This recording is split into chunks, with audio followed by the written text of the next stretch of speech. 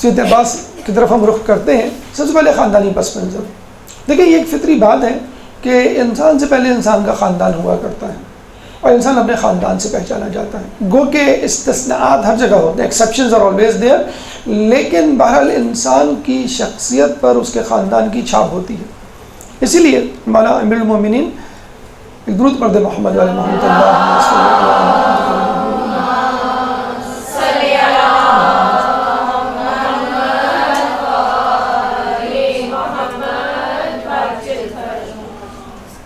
اپنے بھائی عقیل سے مشورہ لیتے ہوئے نظر آتے ہیں اور کہتے ہوئے نظر آتے ہیں کہ میرے لیے کسی ایسی عورت کا، کسی ایسے قبیلے کی عورت کا انتخاب کرو کہ جس سے ایک بہادر اولاد پیدا ہو.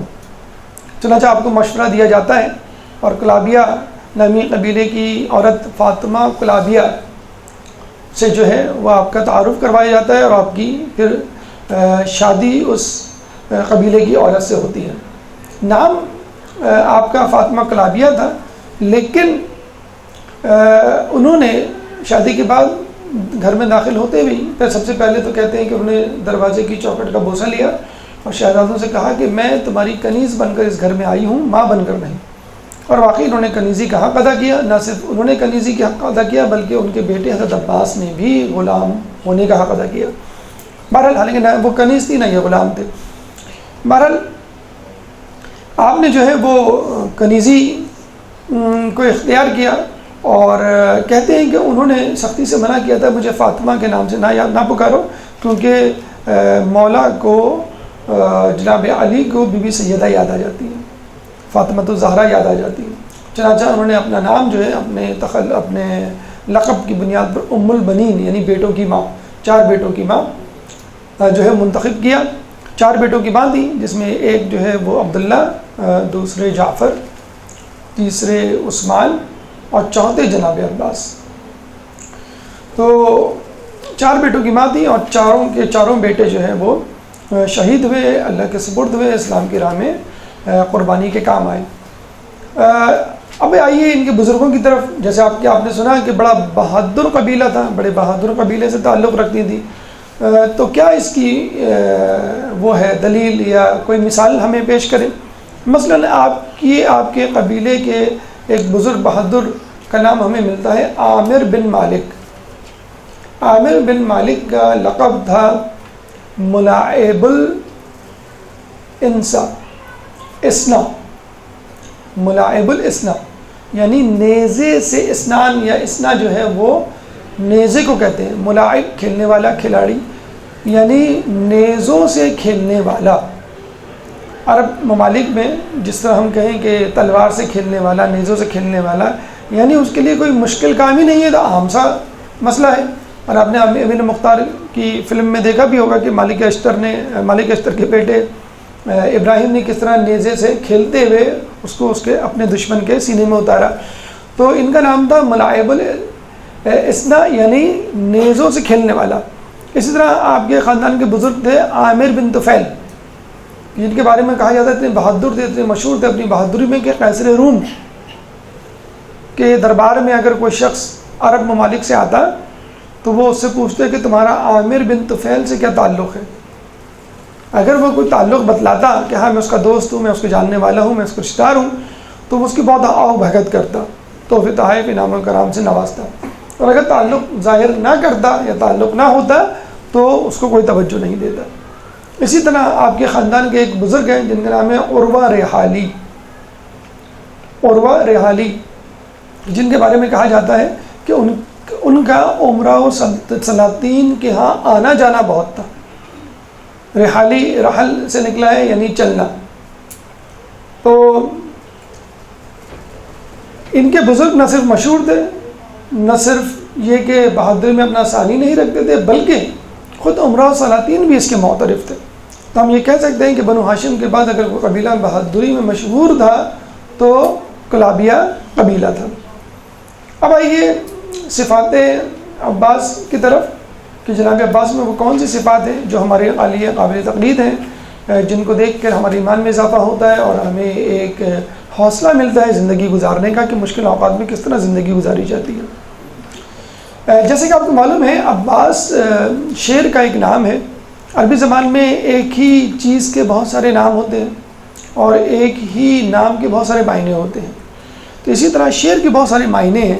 تو خود لفظ ہے، الفاظ استعمال ہوتے ہیں. حیدر ایک لفظ ہے، خود عباس ایک لفظ ہے. القاب میں ابو الفضل یعنی فضل کا باب، فضائل کا باب، فضیلتوں کا باب. فضل ان کے بیٹے کا بھی نام ہے، یعنی کنیت بھی ٹھہری اور لقب بھی، اور یقیناً وہ فضائل سے آراستہ اور پیراستہ تھے، اس کے حامل تھے. باب الحوائج بہت مشہور لقب ہے آپ کا، امام موسیٰ کاظم کا اور جناب علی اصغر کا، تینوں شخصیات کا لقب ہے باب الحوائج. اس کے علاوہ سقا یعنی پانی پلانے والا ایک لقب ہے قمر بنی ہاشم. اسی سے ہم اپنی گفتگو کا آغاز کرتے ہیں. درود پڑھتے ہیں محمد والے محمد.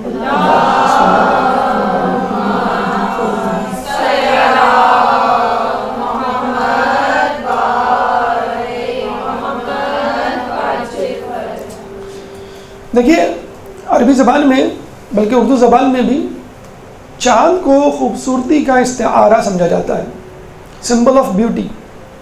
اور اس چاند میں بھی فل مون یعنی قمر یا بدر، مکمل چاند کو اور زیادہ خوبصورتی کا استعارہ سمجھا جاتا ہے. اور بدر یا قمر یا چاند کا خوبصورتی سے تعلق عموماً عورتوں سے منسوب کیا جاتا ہے. تو آپ اندازہ لگا لیجئے کہ جب یہی استعارہ کسی مرد کے لیے استعمال ہوگا تو یقیناً وہ مرد جو ہے بہت ہی وجیح اور بہت ہی خوبصورت ہوگا. اچھا، صرف حضرت عباس نہیں، حضرت عباس کے خاندان میں بہت سارے لوگ، بلکہ پورا خاندان بنی ہاشم. کہا یہ جاتا ہے کہ ایک دفعہ بنو امیہ کے کسی شخص نے امام سے پوچھا کہ کیا وجہ ہے کہ بنی ہاشم کے بزرگوں کی، جوانوں کی داڑیاں بڑی گھنی ہوتی اور ہماری خشخشی یعنی پوری داڑھی نہیں ہوتی. امام نے کہا کہ تم لوگ شجر خبیثہ سے تعلق رکھتے ہو جس میں جھاڑیاں ہوتی ہیں.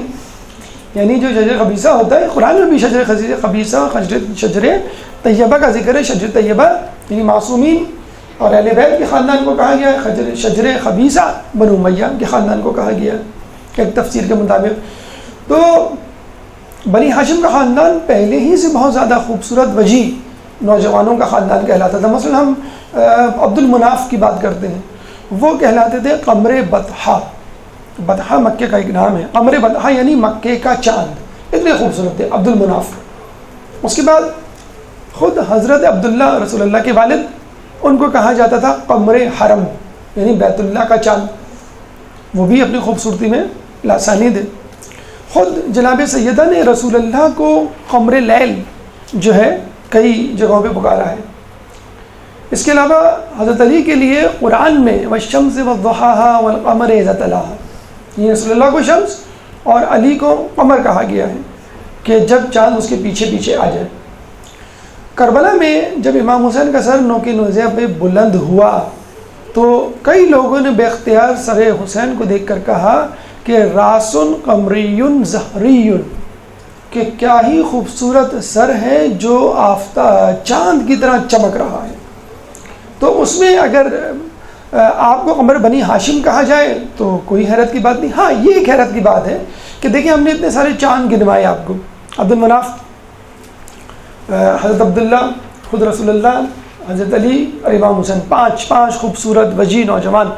اب اگر آپ کسی کو بتائیں، کوئی آپ سے پوچھے کہ بھئی بنی ہاشم میں خوبصورت لوگوں کے نام یا بنی ہاشم میں کسی خوبصورت آدمی کا نام بتائیں، اب آپ ان کو نام بتانا شروع کرتے ہیں بھائی کہ یہ جو ہے وہ مناف بھی تھے اور عبداللہ بھی تھے، علی بھی تھے اور رسول اللہ بھی تھے. اور تو آپ کے سننے والا کیا کہے گا؟ بھائی ایک نام بتا دو، ان میں بہترین نام کون سا ہے، یعنی جو بنی ہاشم کا چاند ہو.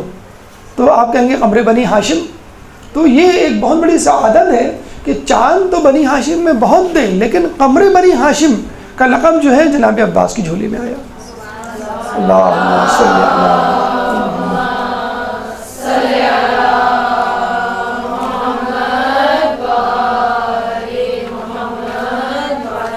اسے آج کل ایک لفظ استعمال ہوتا ہے نا، جیسے مسٹر ورلڈ.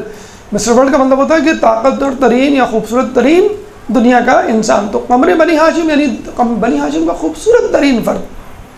لیکن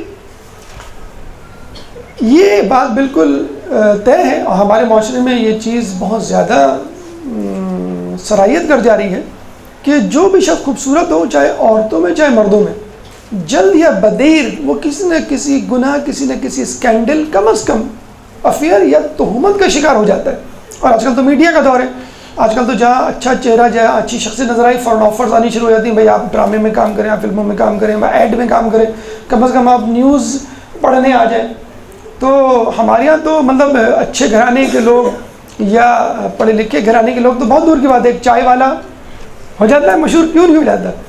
تو اس کی تصویر جو ہے آ جاتی ہے، اور پھر وہ اس کو ڈراموں، فلموں اور ایڈ میں تو پتہ چلتا ہے کہ وہ جو ہے اسکینڈلائز ہو گیا اور پتہ نہیں کیا کہ پھر اس کے ماں باپ نے باقاعدہ اس کو خط لکھ کے برا بھلا کہا، فون کر کے برا بھلا کہا کہ تم کن چکر میں پڑ گئے، ہم نے کراچی تمہیں کس لیے بھیجا تھا، اور تم کو کیا ہو گیا، تم کیا لڑکیوں کے ساتھ، عورتوں کے ساتھ گھوم پھر رہے ہو، ان کے ساتھ ڈانس کر رہے ہو۔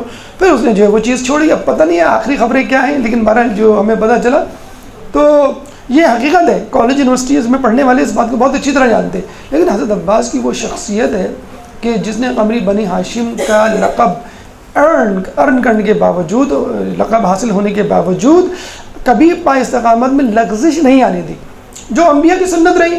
جیسے یوسف علیہ السلام خوبصورتی میں بے مثل تھے، لیکن پا استقامت میں لغزش نہیں آئی، فائدہ اٹھا سکتے تھے، مطلب فائدہ اٹھا کے زلیخا تو کیا وہ پوری سلطنت میں قابض ہو سکتے تھے، لیکن انہوں نے خدا کی اطاعت کو مد نظر رکھا۔ اسی طرح ہم کہیں گے کہ جناب عباس جو ہے وہ خوبصورت ہونے کے باوجود ناجائز فائدہ تو بہت دور کی بات ہے، وہ باعفت ٹھہرے، باعفت ہی نہ ٹھہرے، باعصمت ٹھہرے۔ یہ عباس کی دوسری صفت، پہلی صفت قمر بنی ہاشم، دوسری صفت باعصمت ہونا۔ دیکھیں باعفت ہونا کا مطلب ہے صنف مخالف سے متعلق گناہوں سے اپنے دامن کو پاک کرنا، یہ ہے باعفت ہونا۔ باعفت ہونا باعصمت ہونے کا جز ہے۔ باعصمت کا مطلب ہے ہر قسم کے گناہوں سے پاک، فقط صنف مخالف سے متعلق گناہ، ہر قسم کے گناہوں سے پاک، عقل کے گناہوں سے پاک، غضب کے گناہوں سے پاک، وہم کے گناہوں سے پاک، شہوت کے گناہوں سے پاک۔ جو چار ہم اجزاء نفس پڑھتے ہیں، عقل، شہوت، غضب اور وہم یا وہم، تو ان تمام گناہوں سے جو پاک ہوگا اس کو ہم کہیں گے باعصمت، معصوم ہونا یا باعصمت ہونا۔ تو باعفت ہونا کا مطلب کیا ہے؟ شہوت سے متعلق گناہوں سے پاک، اور باعصمت ہونا کیا ہے؟ جو چار اجزاء ہیں نفس کے ان سے پاک ہونا۔ یہاں پہ ایک بہت اہم سوال اٹھتا ہے کہ کیا حضرت عباس معصوم تھے؟ بہت اچھا سوال لوگ پوچھتے ہیں، تو اس کا وہ جواب دلیل بھی دیتے ہیں۔ بھی ہم نے تو پڑھا تھا 14 معصومین، اور یہ جو آیت تطہیر ہے انما یرید اللہ لیذھب عنکم الرجس ویطہرکم تطہیرا، اللہم صلی علی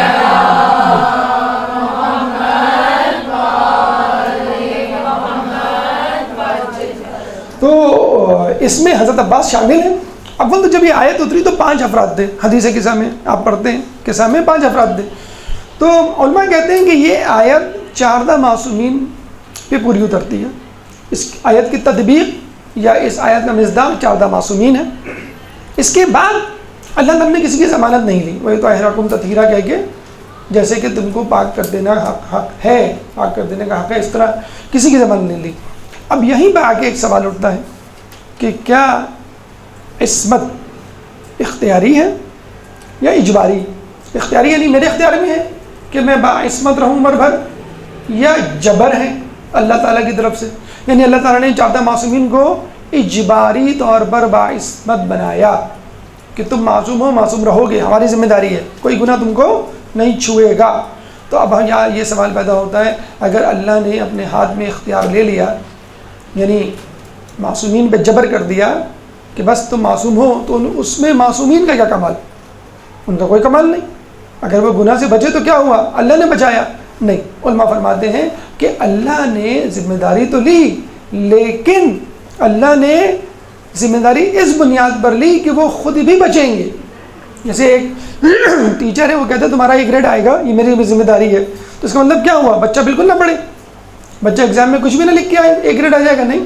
اس کا مطلب کیا ہوا؟ اگر ٹائٹل دیا گیا معصوم کا، طہارت کا، تو معصومین نے اس طہارت کو نبھایا اور اختیار رکھنے کے باوجود گناہوں کو نہیں کیا، سر انجام نہیں دیا۔ تو عصمت اختیاری ہے، اللہ نے بتلا دیا کہ یہ معصومین ہیں. ٹھیک ہے. اب یہاں پہ ایک اور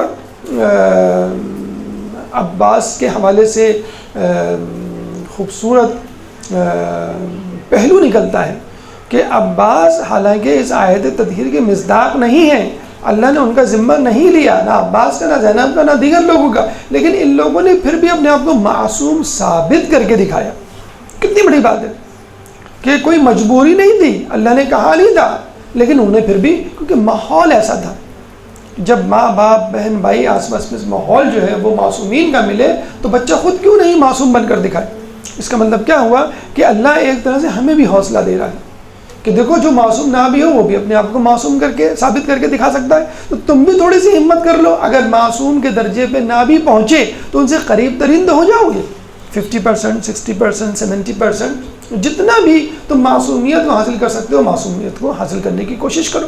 تو تھیوریٹیکلی تو ہر انسان معصوم بن سکتا ہے، وہ الگ بات ہے پریکٹیکلی چند ہی لوگوں نے ثابت کیا، چند ہی لوگوں نے. تھیوریٹیکلی ہر کوئی معصوم بن سکتا ہے لیکن پریکٹیکلی ممکن نہیں ہے، اور چند ہی لوگوں نے اس کو ثابت کیا. تو حضرت عباس آیت تطہیر کے مصداق نہیں تھے لیکن پھر بھی انہوں نے جو ہے اپنی معصومیت کو ثابت کیا. اب آئیے ہماری تیسری گفتگو میں تیسرا جو وہ ہے پہلو یا تیسری صفت عباس. ایک تو صفت ہم نے کہا قمر بنی ہاشم، ایک ہم نے کہا عصمت، ایک تیسرا جو ان کا جو وہ ہے خوبصورت کمال وہ ہے علم. اچھا علم کی جب اگر ہم قمر بنی ہاشم کہیں تو چلے ٹھیک ہے، خوبصورت تھے، اسمارٹ تھے. اگر ہم عصمت کہیں ٹھیک ہے، گناہ ہوتے ہوئے ہم نے نہیں دیکھا. علم کے حوالے سے بات کریں تو علمی حوالے سے بہت زیادہ واقعات ہمارے سامنے نہیں آتے. تو ہم جیسے جاہل افراد یہی کہتے تھے کہ بھئی شاید وہ بہت بڑے عالم نہیں تھے. ایک استاد، ایک عالم دین اپنے طلباء کے سامنے درس دے رہے تھے تو کہنے لگے کہ عباس کا شجیع ہونا، ضرورت مند ہونا تو ثابت ہے لیکن عالم ہونا، فقیہ ہونا ثابت نہیں ہے. تو میرے نزدیک وہ بہت بڑے عالم یا فقیہ نہیں تھے.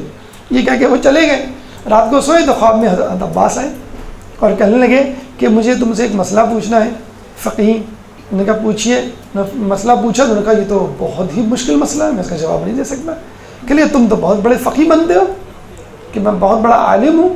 تم جیسے لوگ ان تمام روایتوں کو پڑھ کر عالم بن سکتے ہیں کہ جو روایتیں معتبر اور غیر معتبر راویوں سے تمہارے تک پہنچی، اور میں جس نے حضرت علی کے زانوں پہ بیٹھ کر علم حاصل کیا بغیر کسی راوی کے بیچ میں، تو کیا میں عالم اور فقیہ نہیں؟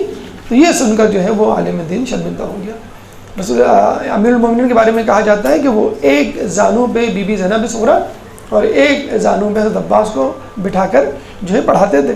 ایک دفعہ انہوں نے کہا کہ بیٹا کہو ایک، انہوں نے کہا واحد، ان کا کہو دو. دو کے لیے جو ان کی زبان نہ کھلی. تو علی نے کہا کہ بیٹا دو کیوں نہیں کہتے؟ کہنے لگے جس زبان سے میں نے ایک کہہ دیا اس زبان سے میں دو کیسے کہہ سکتا ہوں.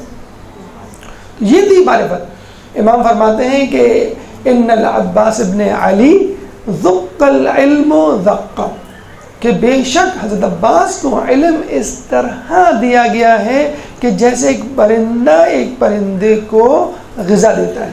آپ نے دیکھا نا ایک چڑیا اپنے بچے کو چونچ در چونچ، ایک چونچ سے دوسری چونچ تک غذا پہنچتی ہے بغیر کسی راوی، بغیر کسی پیالے. ہم تو چمچے میں پھر بھی پلاتے ہیں، ماں چمچے میں، بوتل میں، پیالے میں، وہ تو چونچ سے چونچ تک جاتا ہے، بیچ میں کوئی واسطہ نہیں ہوتا. تو پولوشن کا، کنٹامینیشن کا کوئی امکان ہی نہیں ہے کہ آپ امیر المومنین کسی سے کہیں اور وہ جو ہے حضرت عباس سے کہیں. کوئی راوی نہیں. جتنے زیادہ راوی ہوں گے علم اتنا ہی مشتبہ ہوگا. کیوں آج مسلمان 73 فرقوں میں بٹے ہوئے؟ علم کے مشتبہ ہونے سے. رسول اللہ کے زمانے میں ایک اسلام تھا، اس کے بعد 2، پھر 4، پھر 73 اسلام آپ کے سامنے آ گئے، کیونکہ راوی بیچ میں آ گئے بہت سارے غیر مصدقہ یا کاذب راوی. تو حضرت عباس کا علم یقیناً اپنی مثال آپ تھا.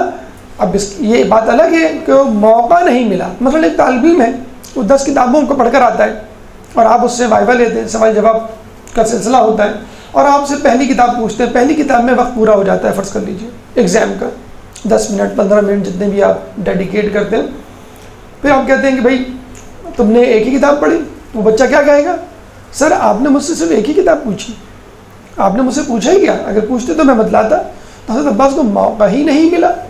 ابھی آئے گا تذکرہ. علم کیا، بہت ساری باتوں میں موقع نہیں ملا. اگر کسی امام کو، کسی معصوم کو یا کسی بڑی شخصیت کو جو کسی خوبی کا حامل ہو اس خوبی کے مظاہرے کا موقع نہ ملے تو کیا اس کا مطلب یہ ہے کہ وہ خوبی سے آ رہی ہے؟ جی نہیں، خوبی موجود ہے لیکن مظاہرے کا موقع نہیں ملا۔ یہاں پہ ہماری تیسری بات یا تیسری صفت عباس، چوتھی صفت عباس کا ہم تذکرہ کریں گے، اور وہ ہے سقایت، یعنی پانی پلانا۔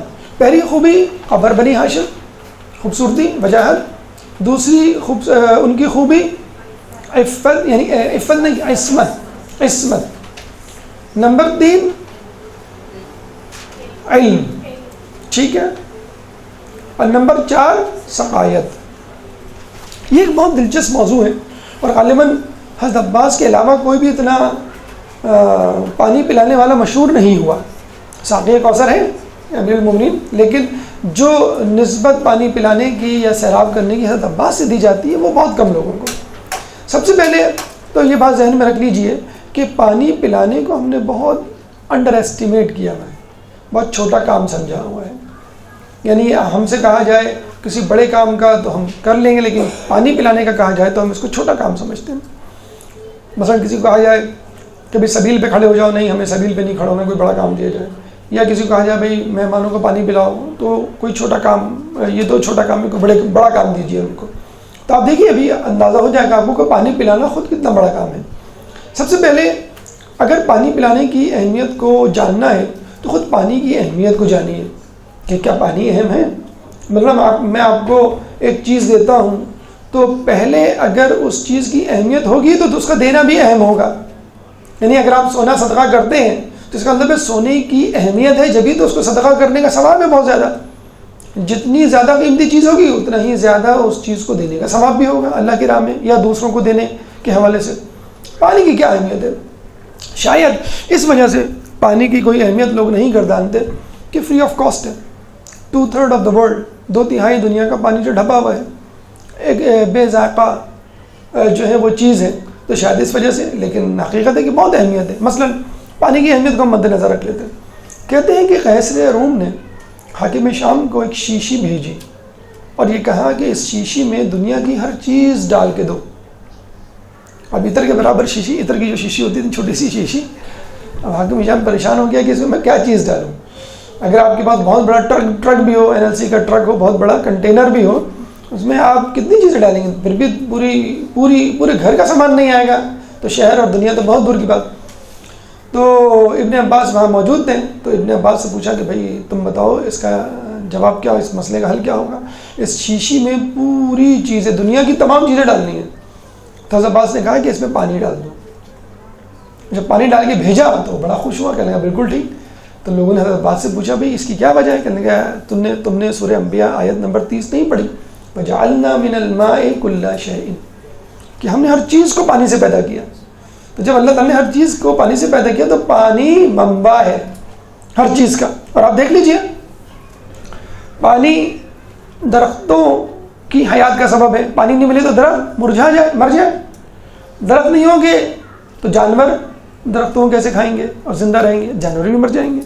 جب جانور مر جائیں گے تو خود انسان نہ پودوں کو حاصل کر پائے گا یعنی سبزیاں اور پھل، اور نہ جانوروں کا گوشت کھا پائے گا، انسان بھی مر جائے گا۔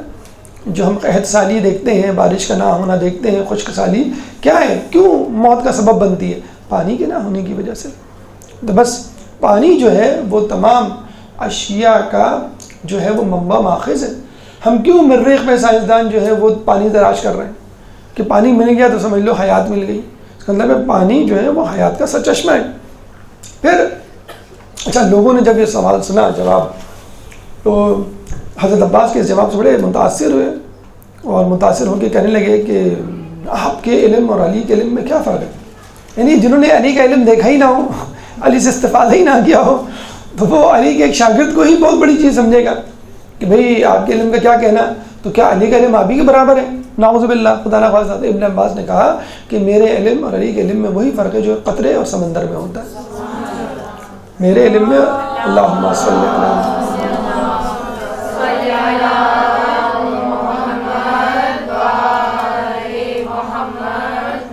جو ایک پانی جو قطرے میں اور سمندر میں ہوتا ہے۔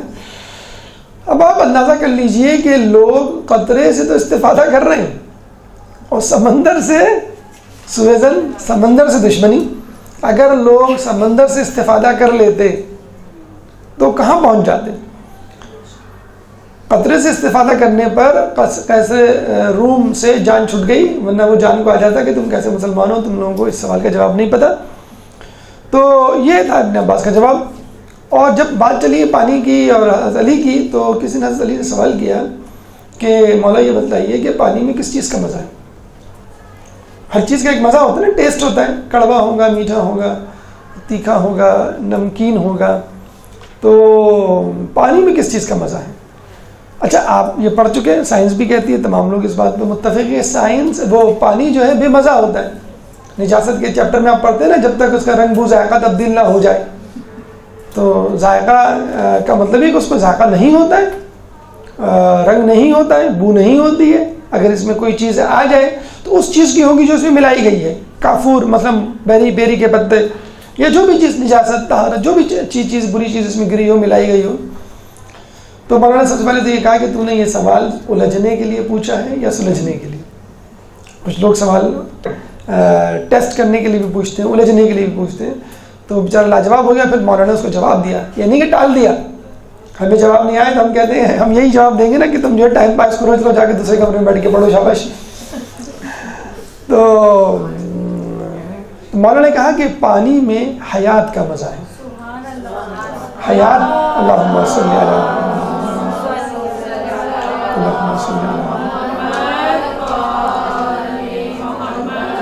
پانی میں حیات کا مزہ ہے، یعنی حیات کا لطف ہے. اور آج سائنس کہتی ہے، تمام دنیا کے لوگ متفق ہیں کہ پانی نہ ہو تو حیات نہ ہو، پانی ہو تو حیات ہوگی.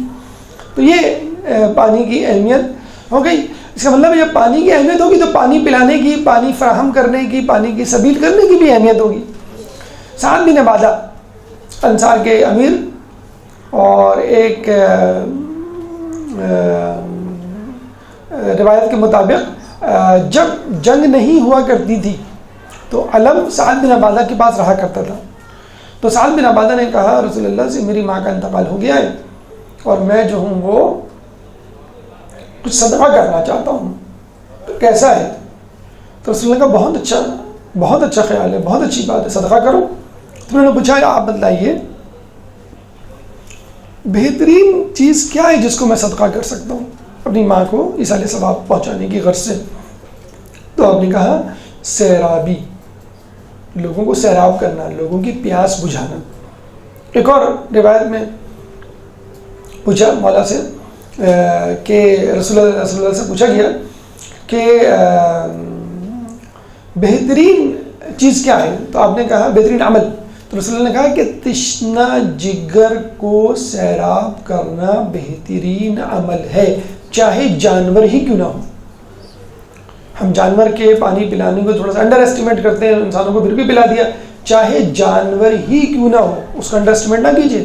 جناب عباس نے حر کی فوج نہیں بلکہ حر کی فوج کے جانوروں تک کو پانی پلایا. اور اللہ فرماتا ہے سورہ فرقان آیت نمبر 47 میں کہ وَأَنزَلْنَا مِنَ السَّمَاءِ مَاءً طَهُورًا، کہ ہم نے آسمان سے پاک پانی نازل کیا. تو یہی کہتا ہے کہ ہم نے اس پانی کو نازل کیا تاکہ انسان سیراب ہو، تاکہ جانور سیراب ہو. جب اللہ سیراب کر رہا ہے تو انسان کو سیراب کرنے میں کیا دقت یا شرمندگی محسوس کرنا. اسی طرح ایک شخص نے پوچھا کہ وہ کون سا عمل ہے جو انسان کو جنت کے قریب کر دیتا ہے؟ تو آپ نے فرمایا تو ایک مشک خرید لے اور اس سے لوگوں کو پانی پلا، اور اس وقت تک پانی پلا جب تک مشک پھٹ نہ جائے.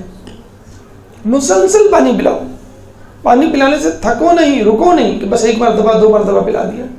اور ایک اور بڑی دلچسپ حدیث کہ اگر پانی میسر ہو تو پانی پلانا کسی غلام کو آزاد کرنے کے برابر ہے، اور اگر پانی میسر نہ ہو اور پھر پانی پلایا جائے تو کسی مردہ کو زندہ کرنے کے برابر ہے. کتنا بڑا جس کہتے ہیں اجر و ثواب ہے.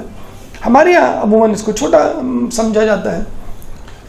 دیکھیں ایک بڑا اچھا، میں ابھی پڑھ رہا تھا ایک میسیج آیا کہ گرمیوں کا موسم شروع ہو گیا ہے، شدت گرمی سے لو لگ سکتی ہے، شدت گرمی سے ڈیہائیڈریشن ہو سکتی ہے، یہ فلاں فلاں چیزیں ہو سکتی ہیں، تو آپ احتیاطی تدابیر کریں، خوب پانی پئیں، پانی پی کے گھر سے نکلیں اور لوگوں کو بھی پانی پلائیں۔ جگہ جگہ اپنے اسٹالس بھی دیکھے ہوں گے، کولر وغیرہ کے لگ جاتے ہیں۔ ایک تو بڑی اچھی بات کی کہ آپ اپنے گھر کے صحن میں یا ٹیرس میں یا بالکنی میں ایک ٹرے یا تھال رکھ دیں، پلیٹ رکھ دیں جس میں پانی ہو، تاکہ پرندے جو پیاسے اڑ رہے ہیں، گھوم رہے ہیں، ان کے لیے تو کوئی بھی پانی نہیں رکھے گا نا، ہم انسانوں کے لیے پھر بھی توجہ کر لیتے ہیں، لیکن پرندوں کے لیے اگر پالے میں ہوں تو الگ بات ہے، لیکن اڑتے ہوئے پنچھی آسمانوں کی سیر کرتے ہوئے ان کو کون پوچھے گا؟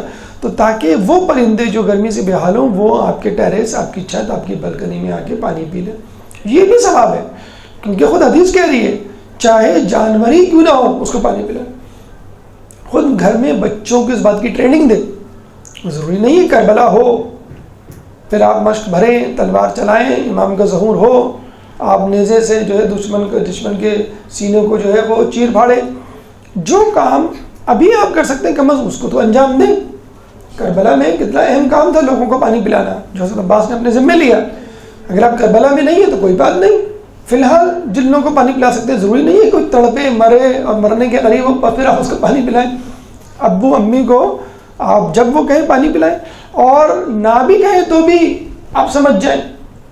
اگر کوئی شخص مثلا ہم دسترخوان پہ بیٹھتے ہیں تو بچوں کو یہ عادت ڈلوائیں کہ بیٹا پانی کا گلاس بھر کے رکھو، امی کو، ابو کو، بڑی بھائی کو، بڑی بہن کو، چھوٹے بھائی بہن کو، کوئی ایسا مذاکرہ نہیں ہے۔ ہم انتظار کر رہے ہوتے ہیں کہ بھائی، بلکہ دوسروں کے ہم خود پانی مانگ رہے ہوتے ہیں، امی ذرا پانی دے دیں، ابو ذرا پانی دے دیں، نہیں، بچوں کو ٹرین کریں کہ ماں اگر کھانا پکا رہی ہے تو بچے دسترخوان لگائیں، بچے پلیٹیں رکھیں، بچے جو ہے وہ پانی کا گلاس اور اس میں پانی بھر کے رکھیں۔ جو کام بچے کر سکتے ہیں ان سے ضرور کروائیں۔ ایک تو خود ٹیم ورک پیدا ہوگا، ایک تو خود یہ بھی معلوم ہوگا کہ ہماری امی جو 2 گھنٹے سے بریانی پکا رہی ہے یا قورمہ بنا رہی ہیں یا کچن میں گئی ہوئی ہیں، ان کی کیا حالت ہوتی ہوگی کہ ہم فقط ایک جو ہے وہ کیبنٹ سے گلاس نکال کے کولر میں پانی رکھتے ہیں، تو اس میں ہمیں دقت اور زحمت محسوس ہوتی ہے۔ یا کولر بنانے میں یا فریج کی بوتلیں جو خالی ہو جاتی ہیں تو چیخ پکار مچ جاتی ہے کہ تم لوگ فریج کی ساری بوتلیں خالی کر دیتے ہو اور بھر کے نہیں رکھتے ہو، ساری بوتلیں باہر پڑی ہوئی ہیں۔ تو یہ سب کیا ہے؟ پانی پلانے کے جسے کہتے ہیں کہ ثواب کے بہانے ہیں، چھوٹی چھوٹی چیزیں جو ہم کر سکتے ہیں۔ ہر گھر میں یہ دعا ہے، مطلب کوئی گھر اس سے خالی نہیں ہوگا کہ پانی کی بوتل پی اور خالی چھوڑ دی۔ کولر خالی ہے تو کسی کو ہوش ہی نہیں ہے، ابا آ کے کولر اٹھا کے پٹک دیں کہ بھائی تم لوگوں کو ذرا سا بھی ہوش نہیں ہے، میں تھکا آ رہا تو میرے لیے پانی نہیں ہے۔ تو یہ بچوں کو بتائیں کہ بیٹا دیکھو، اگر تمہیں اہل بیت کے نقش قدم پہ چلنا ہے تو ضروری نہیں ہے کہ کربلا برپا ہو پھر تم کچھ کرو، تم اس وقت بھی بہت کچھ کر سکتے ہو۔ مثلا اگر پانی موجود ہے تو آپ لوگوں کو پانی پلائیں، چھوٹے بچوں کو دیکھیں جو جتنا اہلیت رکھتا ہے جس کام کا، اس کو وہ کام دیا جائے۔ اب ایک چھوٹا بچہ ہے یا بچی ہے فرض کر لیں 8-9 سال کی، وہ کھانا نہیں پکا سکتی، لیکن یہ پلیٹیں رکھنا، پلیٹیں اٹھانا، دسترخوان رکھنا، دسترخوان اٹھانا، پانی رکھنا، پانی کے گلاس ایک جگہ پہ رکھنا، یہ کام تو ہم کر سکتے ہیں۔ تو اس کام سے فائدہ اٹھائیے۔ اور یہ بھی دیکھیں جو حدیث میں ہے نا کہ جنت کے قریب کر دیتا ہے، مشک بھر لو پانی پلاؤ، تو اس کا مطلب یہ نہیں کہ آپ مشک بھریں، بھئی اب وہ مشک کا زمانہ نہیں رہا، آپ کولر بھریں، آپ فریج کی بوتلیں بھریں، آپ جگ بھریں، آپ جو گلاس ہیں اس کو بھریں، مطلب جو چیز موجود ہے بس اس کو آپ کریں۔ اس کا مطلب کیا ہوا؟ اگر یہ چیزیں نہ ہوتی اور آپ سے کہا جاتا تو آپ انشاءاللہ اس کی بھی کوشش کرتے۔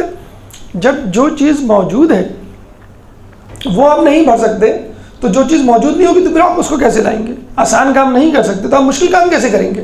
یہ میں ابھی اس کی مثال ابھی آگے آئے گی کہ مولا علی نے جنگ بدر میں پانی کی سبیل کی تھی، کنویں سے پانی لائے تھے، پانی کا کنواں کھودا نہیں تھا کیونکہ کنواں موجود تھا۔ کہ کنواں موجود ہے تو کھودنے کی کیا ضرورت نہیں؟ حضرت عباس نے کنواں کھودا تھا کیونکہ کنواں موجود نہیں تھا، پانی موجود ہی نہیں تھا یا قبضہ تھا اس کے اوپر۔ تو جو چیز موجود ہے کم از کم اس کو کریں، تو انشاءاللہ اللہ تعالیٰ آپ کو ان نیکیوں کی بھی توفیق دے گا جو آپ کو بظاہر سامنے نظر نہیں آ رہی۔ چھوٹی نیکیاں کریں، اللہ تعالیٰ بڑی نیکیاں کرنے کی توفیق دے گا۔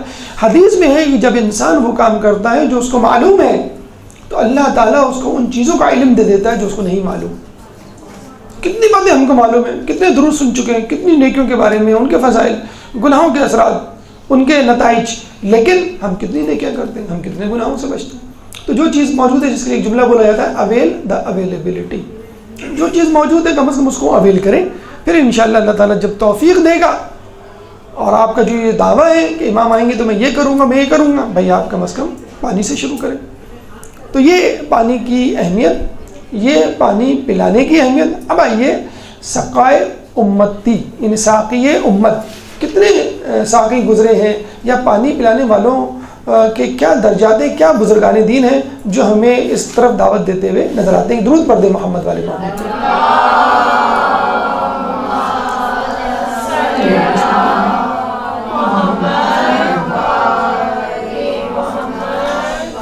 دیکھیں سب سے پہلے اگر ہم بات کریں کہ پانی پلانے کی اہمیت کے حوالے سے، تو خدا خود ساقی ہے۔ وَأَنزَلْنَا مِنَ السَّمَاءِ مَاءً طَهُورًا، سورہ فرقان آیت نمبر 47، کہ اللہ تعالیٰ خود کہتا ہے کہ ہم نے پانی کو نازل کیا جس سے انسان پیتے ہیں، جانور پیتے ہیں، پودے سیراب ہوتے ہیں۔ اور اگر ہم پیچھے جائیں تو ہمیں ملے گا کہ جناب قصی پہلے بزرگ کہ جنہوں نے جو ہے وہ کنواں کھودنے کا کام شروع کیا، زمین سے پانی نکالنے کا کام شروع کیا، اور پانی درآمد کرنے کا کام کیا، کہ پانی موجود نہیں ہوتا تھا تو باہر سے کہیں سے پانی لے کر آتے تھے اور پھر لوگوں کو سیراب کیا کرتے تھے۔ پھر اس کے بعد عبد المطلب، انہوں نے تو بہت زیادہ کام کیا، بہت زیادہ مشہور ہوئے پانی پلانے والوں کے حوالے سے۔ حجاج اکرام جو آیا کرتے تھے ان کو پانی پلایا کرتے تھے، کنویں کھودا کرتے تھے، اور ان کے بارے میں تو یہ ملتا ہے کہ اتنا زیادہ ان کو شہرت مل گئی تھی کہ لوگ ان سے جلنے لگے تھے کہ ان کا نام بہت زیادہ ہے، کیونکہ لوگوں کو پانی پلاتے ہیں، لوگوں کی ضیافتیں کرتے ہیں۔ تو کہتے ہیں کہ جو انہوں نے کنویں کھودے تھے اور جو پانی کے ذخیرے انہوں نے مہیا کیے تھے اس میں لوگ رکھ نہیں ڈالتے تھے، اور کوشش کرتے تھے کسی طرح ان کا پانی ضائع ہو جائے، اور جو بھی شخص یہ کام کرتا وہ کسی نہ کسی مرض میں مبتلا ہو کے مر جاتا۔ آپ کے بارے میں ملتا ہے کہ آپ کنویں میں کشمشیں ڈال دیتے تھے تاکہ پانی میٹھا ہو جائے، لوگوں کو میٹھا۔ آج کل آ گیا ہے نا فلیورڈ واٹر، لیمن واٹر، امرود کا، سیب کا، کیلے کا، مختلف۔ دیکھیں وہی حضرت عبد المطلب کی سنت تھی جو آج کل جو ہے دبئی اور کراچی کے سٹورز میں آپ کو ملتا ہے، فلیورڈ یا وٹامن والا واٹر جو ہے پانی آ گیا ہے، گلاب کی خوشبو والا پانی آ گیا ہے، وغیرہ وغیرہ۔ تو کشمش آپ خود بتائیں کہ ایک گلاس میں 2-4 کشمشیں تو ڈلیں گی نا میٹھا ہونے کے لیے، یا ایک بوتل میں 10-12 ڈلیں گی، تو کنویں میں کتنی کشمشیں ڈلتی ہوں گی کہ اس کا پانی میٹھا ہو جائے۔ اور صرف پانی نہیں، ایک بہت بڑا حوض انہوں نے بنایا، اس میں کیا ڈالا؟ دودھ، پورے حوض میں دودھ ہی دودھ، پانی نہیں۔ اور لوگ آتے تھے بالکل ڈول اور بالٹی اور جسے کہتے ہیں کہ چمچوں سے، دیگوں سے، اور سیراب ہو کے اپنے اپنے خیموں میں لے کے جاتے تھے۔ ہم بھی اگر محرم میں جب شربت ملے تو 2-4 گلاس سے کم کوئی بھی نہیں پیتا، اسپیشلی اگر جو ہے وہ دودھ کا شربت ہو، محفل مرزا کا شربت ہو، مشہور شربت ہے۔ جیسے ہمارے لکھنؤ میں بھی کچھ جگہیں ایسی ہوتی تھیں، آپ نے حبیب اپنی مظاہر کے حوالے سے واقعہ بھی سنا ہوگا کہ ایک آدمی جو ہے وہ شربت پلایا کرتا تھا، تو اچھا شربت ہو، لوگ 2-4 تو ضرور پیتے ہیں۔ تو آپ اندازہ لگا لیں اس زمانے میں تو صحرا میں تو پانی کی زیادہ طلب ہوا کرتی تھی، پانی مل جائے فری آف کاسٹ۔ آج کل پانی بھی فری آف کاسٹ نہیں ملتا، منرل واٹر آپ کو پے کرنا پڑتا ہے، یا پھر ایسا پانی ملے گا کہ آپ کو الٹی ہو جائے۔ تو صحرا کا علاقہ، شدید گرمی، حالانکہ دیکھیے پانی ایک ایسی چیز ہے، آپ کہہ سکتے ہیں بھائی تم اپنا پانی کیوں نہیں لے کر آئے، یا ایک بچہ ہے پانی واٹر بوٹل نہ لے کے جائے اپنی، یا لنچ باکس نہ لے کے جائے، مس اس کو کتنا جسے کہتے ہیں کہ سرزنش کرے گی کہ بھائی تمہارا لنچ باکس کہاں ہے، تمہاری پانی کی بوتل کہاں ہے۔ جو ساتھی وہاں آیا کرتے تھے، حجاج آیا کرتے تھے، تو ان کو چاہیے تھا کہ وہ اپنا سامان خورد و نوشت پینے کا اور کھانے کا اپنے سامان ساتھ لے کر آئیں، یا اتنا مال لے کر آئیں۔ حج کے لیے کہا گیا ہے کہ اتنا مال ہو کہ آپ حج کر سکیں، اتنا مال لے کر آئیں کہ حج کے اخراجات برداشت کر سکیں، بلکہ اتنے اخراجات ہوں کہ اپنے پیچھے اپنے گھر والوں کو کسی مشکل میں نہ چھوڑیں۔ تو یہ ان کی ذمہ داری تو نہیں ہے، اگر ذمہ داری ہے اس کے پیسے لیں، آپ چلے جائیں۔ حج کتنا بڑا بزنس بن چکا ہے، تیل کے بعد اب لوگوں کی نظریں اسی پر ہیں۔ جو ہمارے ہائی رائز بلڈنگز مل رہی ہیں، جو 14 ہائی رائز بلڈنگز کے وہ ٹینڈرز ہیں نکلے ہوئے ہیں اور بن رہی ہیں، کیوں؟ بزنس بن چکا ہے اب کہ پانی کی ایک بوتل کے جو ہے وہ پیسے لیے جا رہے ہیں۔ تو پانی جو ہے وہ پلانا بہت بڑا ثواب ہے، اور جناب عبد المطلب نے، جناب قصی نے پلایا، پھر ابو طالب نے اس کو زندہ کیا، بلکہ چاہے زمزم کا اجرا کیا، اور پھر دوبارہ سے جو ہے وہ زمزم کا کنواں کئی مرتبہ بند ہوا، کئی مرتبہ کھلا، تو اس کو کھولنے میں خود خاندان بنی ہاشم کا ہاتھ رہا۔ پھر حضرت علی کے حوالے سے ملتا ہے، پانی پلانے کے حوالے سے ساقی کوثر مشہور ہیں، ان کا ایک لقب بھی ہے۔ حضرت علی کے حوالے سے ملتا ہے کہ آپ نے 3 جگہوں پر پانی پلایا۔ جنگ بدر میں خلیفہ سوئم کے انتقال کے وقت، اور جب باغیوں نے ان کو گھیرا ہوا تھا، اور جنگ صفین۔ جنگ بدر میں جب رسول اللہ نے کہا کہ کون پانی کی سبیل کرے گا، تو اس وقت جو ہے وہ بہت رات تھی، دشمن کا جو ہے وہ ڈر خوف تھا، اور بڑا مشکل تھا کنویں تک جانا، بہت دور تھا کنواں۔ تو حضرت علی نے کہا میں جاؤں گا، تو رسول اللہ نے ان کو بھیجا۔ تو کہتے جب گئے تو کنویں کے پاس نہ کوئی ڈول نہ کوئی رسی، کیونکہ صحرا میں ایک دور دراز مقام پر زیادہ قابل استعمال نہیں ہوگا۔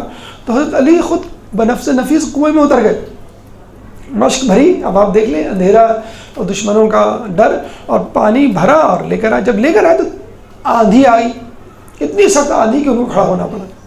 پھر آندھی جب تھمی تو آگے بڑھے، جب آگے بڑھے دوبارہ آندھی آئی، پھر آپ تھوڑی دیر کے لیے رک گئے۔ اور جو صحراؤں کی آندھی ہوتی ہے وہ بڑی خطرناک ہوتی ہے، اتنی خطرناک ہوتی ہے کہ آپ جو ہیں وہ اڑ جاتے ہیں بعض اوقات، اور اس آندھی سے جو پتھر کنکر اڑتے ہیں تو کنکر آپ کی آنکھوں میں لگتے ہیں، جس کی وجہ سے اندھا پن ہو سکتا ہے۔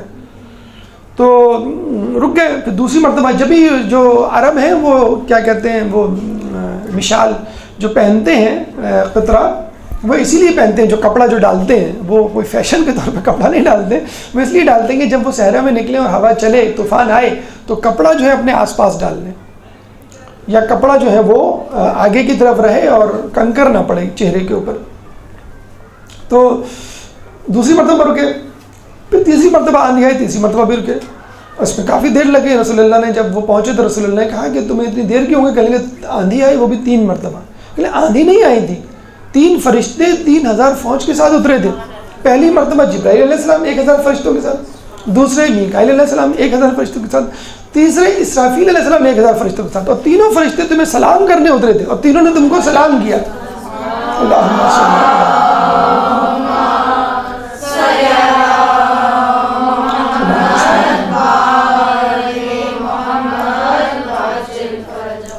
ایک یہ موقع تھا کہ مولا علی نے جو ہے پانی کی سبیل کی۔ دوسری مرتبہ خلیفہ سویم کے دور میں جب باغیوں نے خلیفہ سویم کو گھیر لیا تھا، دانا پانی بند کر دیا تھا، تو آپ نے حسن حسین کو کہا، ان کی ڈیوٹی لگا کہ تم ان کو پانی پہنچاؤ۔ کیسے پانی پہنچاتے تھے؟ اندر تو جا نہیں سکتے تھے، باغیوں کا گھیرا تھا۔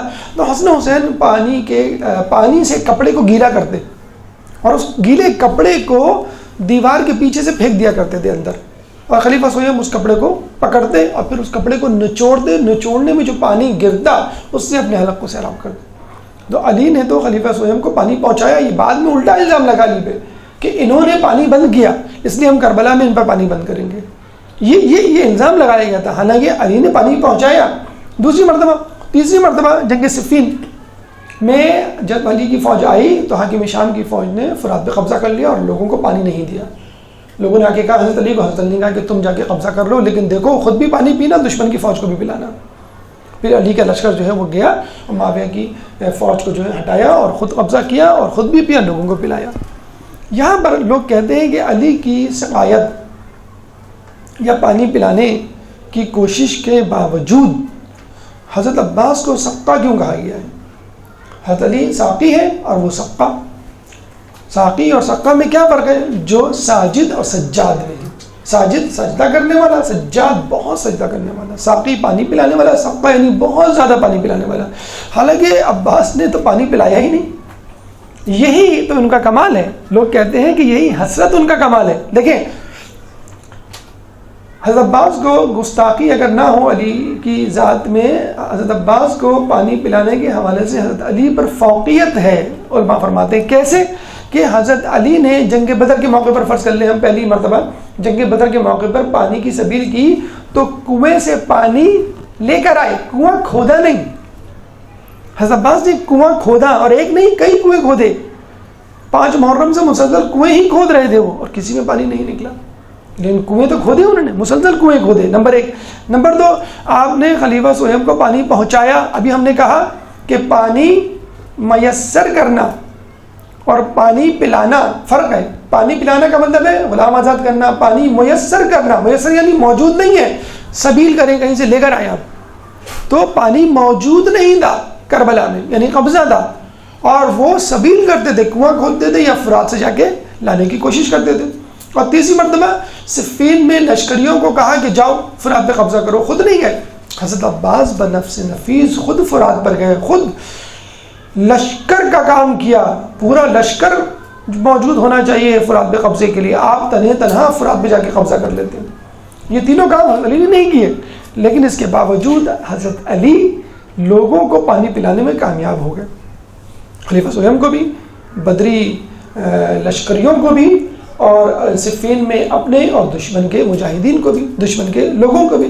یہاں حضرت عباس ان تمام چیزوں کو کرنے کے باوجود، یعنی ایکسٹرا ایفرٹ کرنے کے باوجود سکینہ کو پانی نہیں پلا سکے، خیمے میں پانی نہیں لے جا سکے۔ یہ جو حسرت ہے اس کو تاریخ کے الفاظ ڈیفائن نہیں کر سکتے، ڈسکرائب نہیں کر سکتے۔ یہ وہی شخص محسوس کر سکتا ہے کہ جس کے دل میں ایک نرمی ہو یا حساسیت ہو۔ تو اسی لیے عباس کا لقب جو ہے وہ سقا ہے، اور حضرت علی کا لقب ساقی ہے، اور یہ سنت جو ہے نہ صرف بنی ہاشم کے بزرگوں نے بھی ادا کی بلکہ خود اللہ بھی ادا کرتا ہوا نظر آتا ہے۔ اس کے بعد حضرت عباس کی اور بھی صفات ہیں، مثلا شجاعت ہے، مثلا علم بردار ہونا ہے، اور اس کے بعد ادوار عباس یعنی 3 ائمہ کے دور میں انہوں نے کس طرح زندگی گزاری، اس کا تذکرہ ایک وقفے کے بعد ایک درود پڑھتے محمد والے محمد۔ حضرت عباس کی سیرت کے حوالے سے گفتگو جاری تھی، اور ہم نے کہا کہ آپ قمر بنی ہاشم تھے، آپ باعصمت تھے، آپ علم والے تھے، اور آپ سقا تھے یعنی پانی پلانے والے۔ اس کے بعد ایک صفت، ظاہر سی بات ہے اس صفت کو حضرت عباس سے نہیں جدا کیا جا سکتا، اور وہ ہے شجاعت۔ تو یہ سن لیجیے پہلے کہ شجاعت اجزائے کردار میں سے ہے۔ اجزائے کردار کیا ہے؟ 4 اہم اجزاء ہیں۔ آدمی باحکمت ہو، آدمی شجاع ہو، آدمی باعصمت ہو، اور آدمی عادل ہو۔ یہ 4 چیزیں ہیں، 4 اہم ترین خصوصیات گردانی گئی ہیں کسی بھی انسان کو کمال معراج پر پہنچانے کے لیے۔ عاقل ہو یعنی حکیم ہو، عقل مند ہو، شجیع ہو یعنی شجاعت والا ہو، باعصمت ہو، اور عادل ہو۔ دیکھیے جو ہم نے 4 اجزاء پڑھے ہیں نا نفس کے، آپ کو شاید پتہ ہوں گے کہ ایک ہوتا ہے عقل، اس سے نکلا حکیم ہو، ٹھیک ہے، عقل کی انتہا معراج حکیم ہونا ہے۔ پھر ہم نے کہا غضب ایک خصوصیت ہے، اجزاء ہے، کس کا؟ نفس کا۔ تو غضب اگر پیوریفائی ہو جائے گا تو وہ شجاعت میں تبدیل ہو جائے گا۔ پھر ہے شہوت، شہوت کنٹرول میں ہوگی تو آپ باعصمت کہلائیں گے، گناہ نہیں کریں گے۔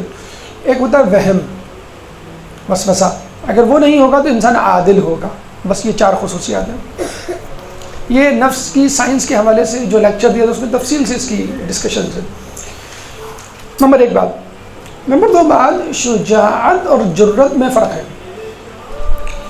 شجاعت انسانی وصف ہے اور جرت حیوانوں کا وصف ہے۔ اس کے مطلب ہے جو شجاعت ہمیشہ ظاہر ہو اور انسان کے بس میں نہ ہو وہ جو ہے جرت کہلائے گا۔ تو جرت اور شجاعت میں فرق ہے۔ جرت جانوروں میں ہوتی ہے، شجاعت انسانوں میں ہوتی ہے۔ جرت کا مطلب یہ ہے کہ ہر وقت اپنی بہادری کا مظاہرہ کرنا، یہ نہیں دیکھنا کہ میری بہادری کی وجہ سے کسی کو نقصان ہو رہا ہے یا فائدہ، میں کسی کو قتل تو نہیں کر رہا، کسی کو مجروح تو نہیں کر رہا۔ شیر ہے اس میں شجاعت نہیں ہوتی، اس میں جرت ہوتی ہے۔ جو بھی سامنے آیا وہ چیز پھاڑ کے کھا لیا، جو بھوک لگی، جس کو چاہا زخمی کر دیا، تو اس کو ہم کہتے ہیں جرت ہونا۔ اور جانوروں کی صفت ہے، اگر انسان ہر وقت اپنی بہادری کا مظاہرہ کرے، یعنی آپ جو ہے ہر کسی کو ڈانٹے، جس پہ آپ کا روب ہے اس کو مارے، جیسے اسکولوں کالجوں میں ہم دیکھتے ہیں جو طاقتور ہوتا ہے وہ کمزور کو پیٹ رہا ہوتا ہے۔ گھر میں بھی مرد حضرات عورتوں پہ غصہ کر رہے ہوتے ہیں، عورتیں جو ہیں وہ بچوں پہ غصہ کر رہی ہوتی ہیں۔ تو اپنے سے کمتر آدمی کو جو ہے وہ مارنا پیٹنا یا دباؤ میں رکھنا یہ شجاعت نہیں ہے، جرت ہے، جو کہ درندوں کی صفت ہے۔ شجاعت کیا ہے؟ اپنی صفت غیظ کو، صفت غضب کو استعمال کرنا۔ کیسے استعمال کرنا؟ کہ اپنے آپ سے نقصان کو دفع کرنا، اور اگر انسان دوسروں کو بھی نقصان سے دور رکھے تو وہ تو شجاعت کی اعلیٰ مثال ہے۔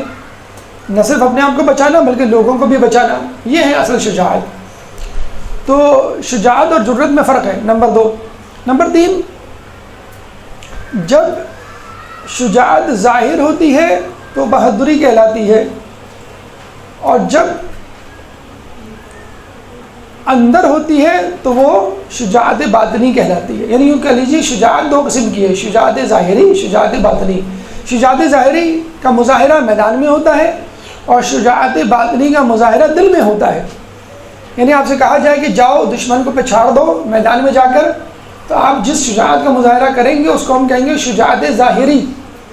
اور جب آپ کہیں گے کہ مجھے دشمن سے لڑنے کی اجازت دیجیے اور آپ کو منع کر دیا جائے، تو اس شجاعت کو جو کنٹرول کریں گے آپ، اس کو ہم کہیں گے شجاعت باطنی، کہ آپ میں صلاحیت تھی لیکن آپ کو اجازت نہیں ملی۔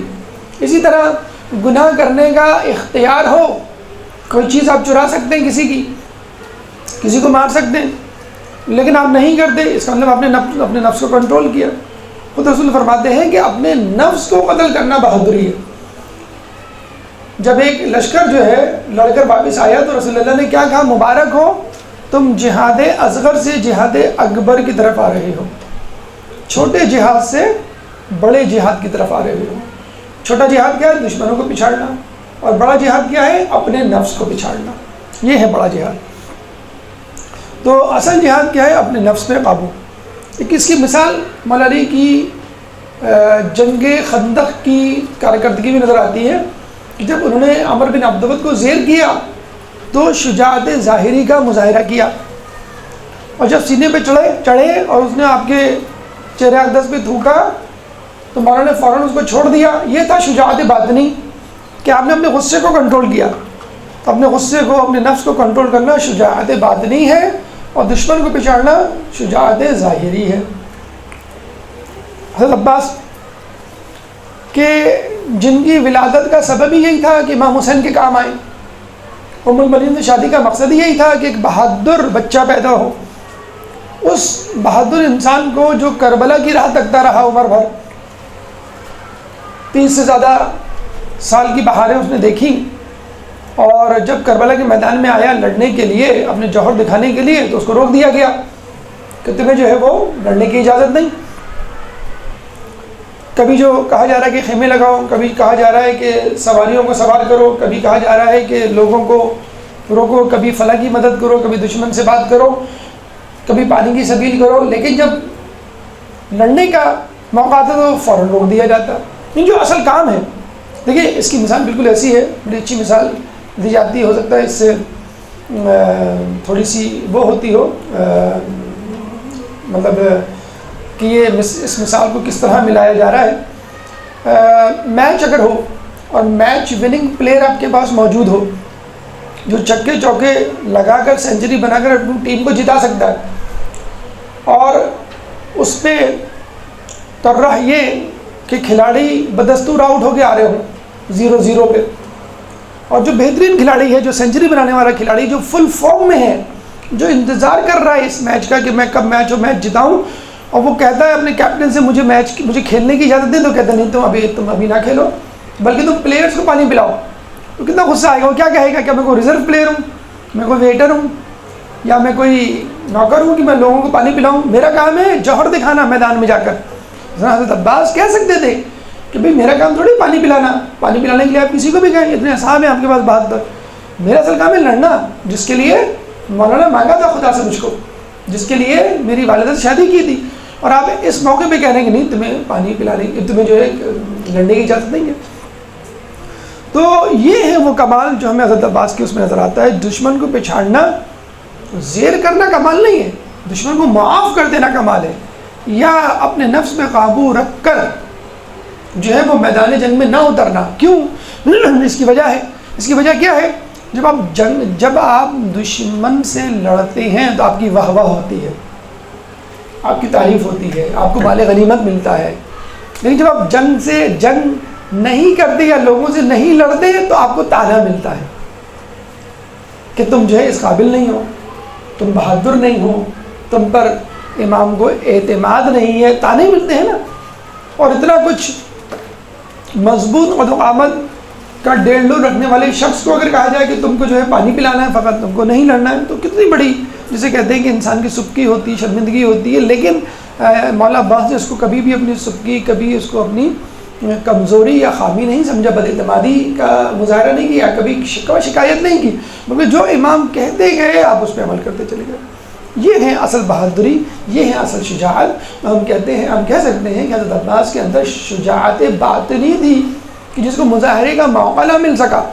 اگر موقع ملتا تو ایک عباس کافی ہوتے پوری کربلا کی جنگ کو جتوانے کے لیے. زہیر بن قیل نے جب یہ کہا تھا کہ کل کربلا کا معرکہ ہے، کل آپ کو بہادری کے جوہر دکھانے، تو کہتے ہیں عباس نے انگڑائی لی تھی کہ رکابیں جو ہیں وہ ٹوٹ گئی تھیں، اور کہا تھا تم نے کیا یاد دلا دیا، تم دیکھنا دو، جب کل ہوگی صبح تو میں کیا کر کے دکھاتا ہوں، اور میں ثابت کروں گا کہ میں نے جس مقصد کے لیے میں آیا تھا وہ میں نے مقصد پورا کر دیا. اتنا پرجوش نوجوان، اور خود لوگ بھی اس سے توقع کر رہے ہیں کہ ہاں بھئی آپ جوہر دکھائیں گے، اور پتہ چلا کہ اس کو جو ہے آخر وقت میں عین موقع پر مقابلے سے منع کر دیا جاتا ہے. تو یہ وہ جرت تھی، یہ وہ شجاعت حقیقی تھی، شجاعت باطنی تھی جو حضرت عباس کے شخصیت کا خاصہ تھی، اور مظاہرہ نہ کر سکے لیکن ہم پھر بھی کہتے ہیں کہ آپ بہت بڑے شجاع ہیں. ایک اور صفت حضرت عباس کی وہ ہے علم بردار ہونا، جھنڈا اٹھانا، پرچم اٹھانا، پانی پلانا. جیسے پانی پلانے کی تو بات ہو گئی تو لوگ کہتے ہیں پرچم اٹھانا کون سی ایسی بڑی بات ہے. جی نہیں، پرچم اٹھانا بہت بڑی بات ہے، اس کی اپنی اہمیت ہے. مثلا دیکھیں پرانے زمانے میں اور ابھی بھی پرانے زمانے میں فوج کو متحد رکھنے کے لیے علم کی ضرورت ہوتی تھی. آپ علم دیکھتے تھے اتنا بڑا تو لوگ جو ہے وہ مجتمع ہوتے تھے، آتے تھے اور علم کے گرد جمع ہو جاتے تھے. اگر علم موجود ہوتا تو فوج موجود، اور علم موجود نہ ہو تو فوج موجود نہیں. علم گر جائے تو اس کا مطلب کیا ہوا؟ فوج شکست کھا گئی. اگر علم لہرا رہا ہے تو اس کا مطلب ہے کہ فوج موجود ہے.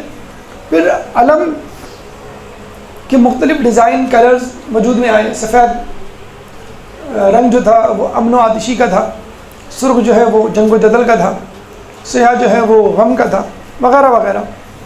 تو جو فوج ہار جاتی تھی وہ اس کا علم نیچے سرنگوں کر دیا جاتا تھا، اور جو جیت جاتی تھی اس کا پرچم لہراتا تھا. اس کے بعد دشمنوں کا یہ وتیرہ، یہ حکمت عملی ہو گئی کہ سب سے پہلے علم اور علم بردار کو ٹارگٹ کرو. اگر علم گر گیا، اگر علم بردار مر گیا تو بس لوگوں کے، فوج کے حوصلے پست ہو جائیں گے.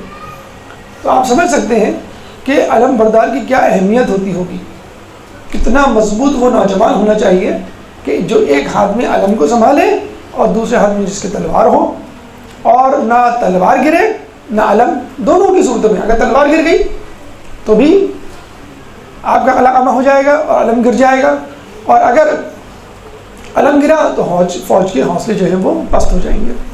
یہ جسے کہتے ہیں کہ اہمیت تھی، یہ جو ہے وہ مقصد تھا علم کا اس زمانے میں. علم بردار کی بھی اہمیت، جیسے ہم نے کہا نا کہ اگر پانی کی اہمیت ہے تو پانی پلانے کی بھی اہمیت ہوگی. تو اب اگر علم کی اہمیت کو آپ نے سمجھ لیا تو اس کا مطلب ہے کہ علم بردار کی اہمیت کو بھی سمجھنا ہوگا، بلکہ علم بردار کی کچھ شرائط ہونی چاہیے جس کی بنا پہ ہم کہیں گے بھائی فلاں کو علم دینا چاہیے. میں آپ کو بتاتا ہوں، رسول اللہ کے دور میں ہمیشہ علم حضرت علی کے پاس ہوا کرتا تھا.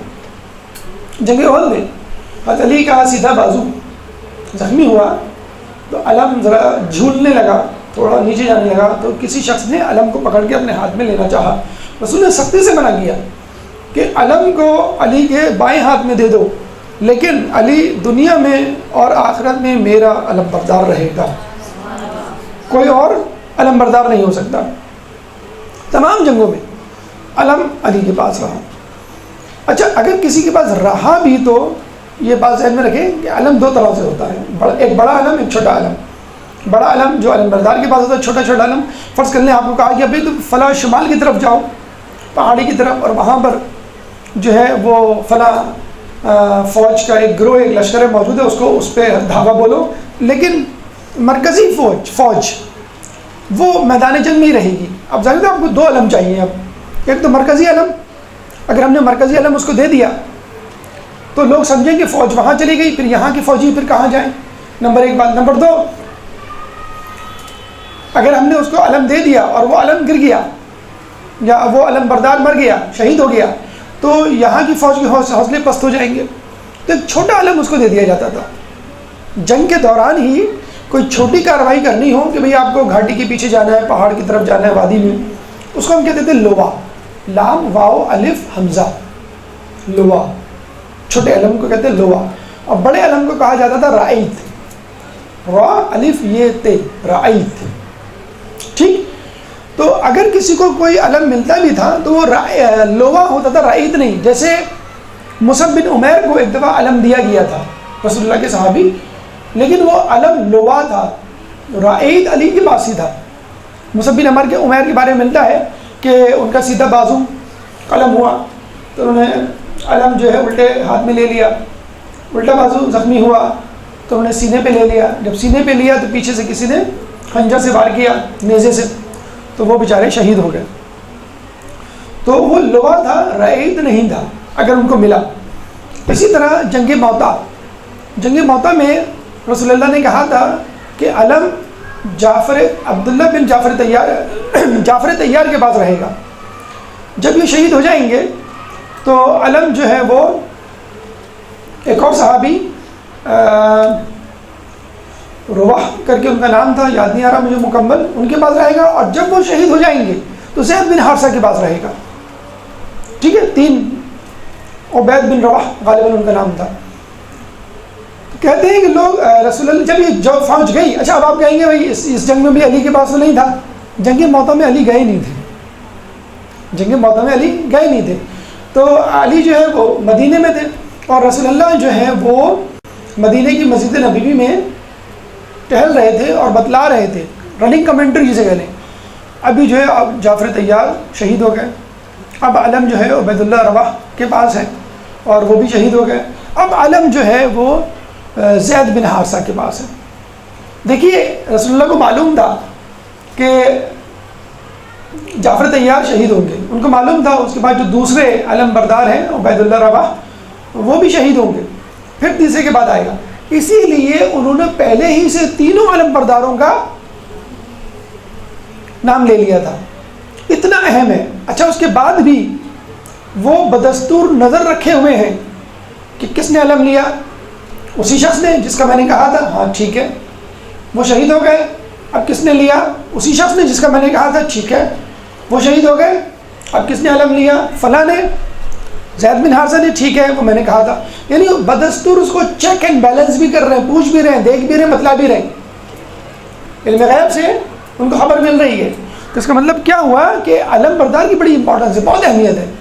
صرف اس کے پاس ہونا چاہیے جو سب سے بہادر ہو، صرف اس کے پاس ہونا چاہیے جو علم کی اہمیت حیثیت کو برقرار رکھنے کا ملکہ رکھتا ہو۔ اس لیے رسول اللہ نے کبھی علم کو علی کے علاوہ کسی کو نہیں دیا، اگر دیا تو وہ چھوٹا علم تھا، لوا، جیسے مصعب بن عمیر کو، اور اگر علی نہیں تھے تو بتلا دیا کہ اس کو ملے گا، پھر اس کو ملے گا، اس کو ملے گا۔ ان کو معلوم تھا کہ تیسرا شہید نہیں ہوگا، اسی چوتھے کا نام نہیں لیا۔ اور جو شہید ہوئے ان کے بڑے درجات ہیں علم برداروں کے۔ مصعب بن عمیر بہت ہی خوبصورت شخصیت تھے، بہت امیر تھے، بہت ہی قیمتی خوشبو لگایا کرتے تھے، جہاں سے گزر جاتے لوگ آ کے بتلاتے تھے یہاں سے مصعب بن عمیر گزرے، اتنے امیر کبیر، اتنے خوش مزاج، خوش لباس۔ جب شہید ہوئے تو کفن نہیں تھا ان کو پہنانے کو، چادر تھی چھوٹی سی، سر ڈھانپتے تو پیر کھل جاتے، اور پیر ڈھانپتے تو سر کھل جاتا۔ تو پیر جب کھلے تو رسول اللہ نے وہاں پہ ازخر گھاس ڈال دی، یہ ان کا رتبہ تھا۔ اور رسول اللہ نے کہا کہ اب کوئی نہ کہے کہ اسلام کی راہ میں مجھ پر بڑی مصیبتیں آئی ہیں، یعنی مصعب بن عمیر جیسا شخص قربانی دے رہا ہے، ناز و نعم میں پلا ہوا، تو اب کوئی نہ کہے کہ مجھے زخم لگا، مجھے چوٹ لگی، مجھے تکلیف ہو رہی ہے، مجھے درد ہو رہا جعفر طیار جب شہید ہوئے تو رسول اللہ نے باقاعدہ کہا کہ جعفر طیار کو جنت میں 2 پر عطا کیے جائیں گے جس سے وہ پرواز کریں گے. اور یہی بات حضرت عباس کے بارے میں بھی کہا جاتی ہے کہ جنت میں ان کو 2 پر دیے جائیں گے جس سے وہ پرواز کریں گے. پھر جو زید تھے اسامہ کے والد، ان کے بیٹے کو رسول اللہ نے آخری لشکر کی عمارت دی تھی جس پہ لوگوں نے اعتراض کیا تھا. یعنی علم برداروں کی بھی اہمیت، شہید ہونے کے بعد ان کے بہت بلند درجات اور حصہ لینے پر بھی ان کی جو ہے وہ تعریف و توصیف. تو آپ نے دیکھا کہ علم کی اپنی حیثیت ہے، علم کی اپنی افادیت ہے، علم ایک حکمت عملی ہے دشمن کو زیر کرنے کے حوالے سے. علی ہمیشہ علم بردار رہے، تو ظاہر سی بات ہے علم بردار کی کوئی خصوصیت ہونی چاہیے، کوالیفیکیشن ہونی چاہیے. تو خود علی نہج البلاغہ میں فرماتے ہیں کہ علم کو اس کے پاس ہونا چاہیے جو بہادر ہو. ٹھیک ہے. اور رسول اللہ کیا فرماتے ہیں جنگ خیبر میں جب انہوں نے دیکھا کہ لوگ آ رہے ہیں پھر جا رہے ہیں پھر جا رہے ہیں پھر آ رہے ہیں، ایک دوسرے پہ الزام دھر رہے ہیں، تو رسول اللہ نے کیا کہا؟ کل میں علم اس شخص کو دوں گا جو حیدر ہوگا، رجل ہوگا، کرار ہوگا، اللہ سے اللہ اس کے رسول سے محبت کرتا ہوگا اور اللہ اور رسول اس سے محبت کرتے ہوں گے. 5 خصوصیات گن بھائی. رجل یعنی مرد کا مطلب بہادر ہوگا. پھر کرار کا مطلب ہے بڑھ بڑھ کر حملے کرنے والا، کرار کا مطلب ہے بڑھ بڑھ کے حملے کرنے والا. اور پھر غیر فرار یعنی میدان جنگ کو نہ چھوڑنے والا. حضرت علی سے لوگوں نے پوچھا کہ آپ اتنے بڑے بہادر ہیں، گھوڑا بڑا مریل سا رکھا ہوا ہے آپ نے. تو حضرت علی نے کہا کہ میں میدان جنگ سے بھاگتا ہی نہیں، تو مجھے تیز گھوڑے کی کیا ضرورت. ایک دفعہ کسی نے پوچھا کہ حضرت علی آپ آگے کی طرف تو زرہ پہنتے ہیں، پیچھے کی طرف زرہ نہیں پہنتے. تو حضرت علی نے کہا کہ میں نے کبھی دشمن کو پیٹھ دکھائی نہیں کہ وہ پیچھے سے حملہ کر سکے، نوبت ہی نہیں آئی. اور اگر کوئی پیچھے سے حملہ کرے بھی تو کرنے دو، یہ مردوں کی اور سپاہیوں کی بہادروں کی شان ہی نہیں ہے کہ وہ پیچھے سے حملہ کرے. بہرحال تو 5 صفات گنوائی رسول اللہ نے. نمبر 1 رجل یعنی بہادر ہو. نمبر 2 کرار ہو، بڑھ بڑھ کے حملے کرنے والا ہو. نمبر 3 غیر فرار ہو. نمبر 4 اللہ اور رسول کو دوست رکھتا ہو. نمبر 5 اللہ رسول بھی اس کو دوست رکھتے ہوں. یہ بڑی اہم خصوصیات ہیں. خصوصی طور پہ آخری والی خصوصیت شرط کہ اللہ رسول بھی اس کو دوست رکھتے ہوں. دیکھیں ہر کوئی یہ دعویٰ کرتا ہے کہ میں اللہ اور رسول کو پسند کرتا ہوں، اللہ رسول سے محبت کرتا ہوں. کیا ہم میں سے کوئی دعویٰ کر سکتا ہے کہ اللہ اور اس کا رسول بھی مجھ سے محبت کرتے ہیں؟ آپ کو کیسے معلوم؟ تو یہ علی کے حق میں ہونے کی پہچان ہے کہ اللہ اور اس کا رسول بھی ان سے محبت کرتا تھا. تو یہ شرائط ہیں کہ جو اس میں موجود ہونی چاہیے.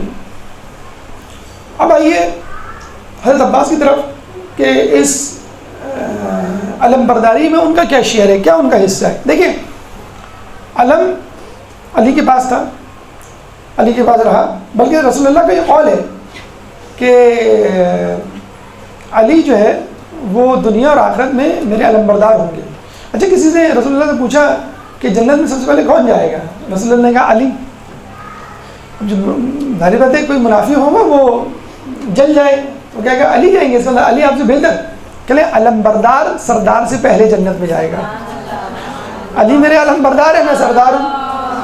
اللہم صلی علی.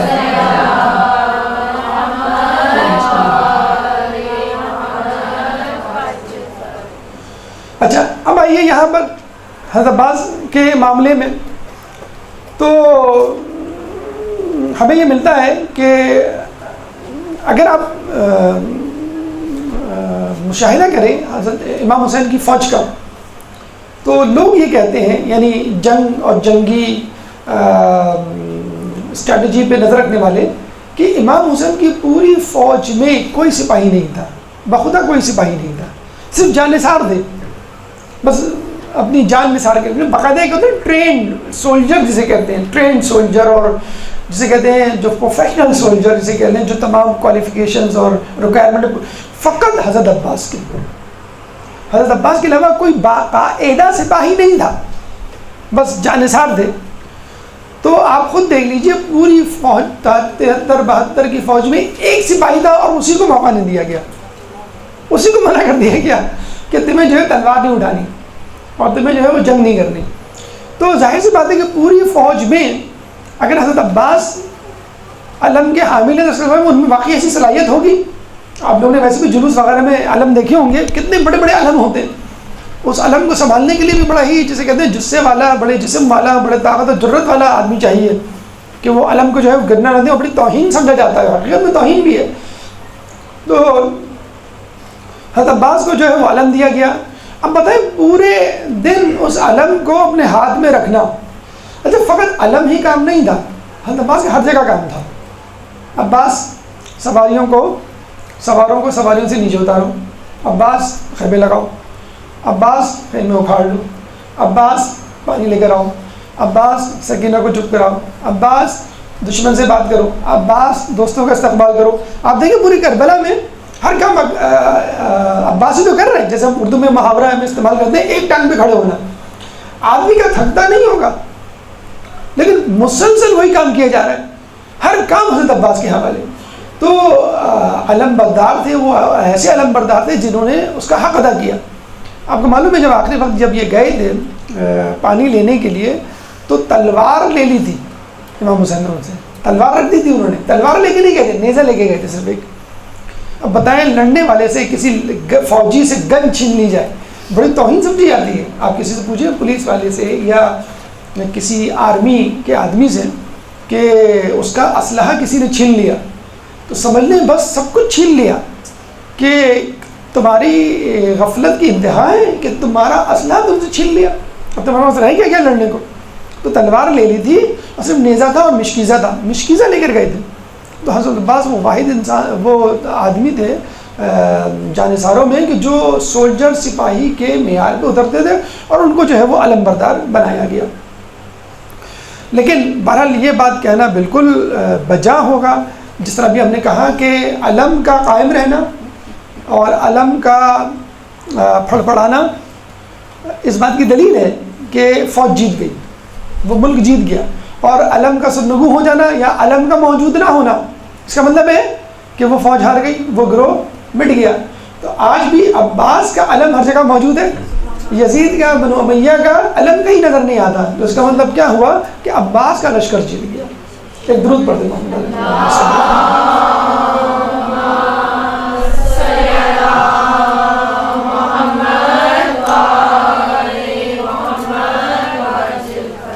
اب آئیے حضرت امیر المومنین کے دور کی طرف چلتے ہیں، ادوار عباس.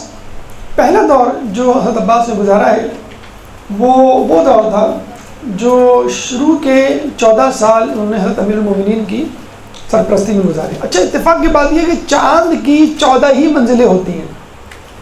جب ہلال سے بدر بنتا ہے، ہلال ہوتا ہے پھر پورا، تھوڑا سا اور پھر آدھا، پھر پورا. تو قمر بنی ہاشم نے اپنے جو 14 منزلیں طے کی ہیں وہ حضرت امیر المومنین کی سرپرستی میں طے کی ہیں. اور وہ ان کو جو ہے وہ بٹھا کے پڑھاتے تھے. ایک دفعہ حضرت عباس بیٹھے ہوئے تھے ان کے سامنے، تو انہوں نے ان کے آستینوں کو اوپر کیا اور آستینوں کا بوسہ لیا. ام المنین سامنے بیٹھی ہوئی تھی، کہنے لگی یہ آپ کیا کر رہے ہیں؟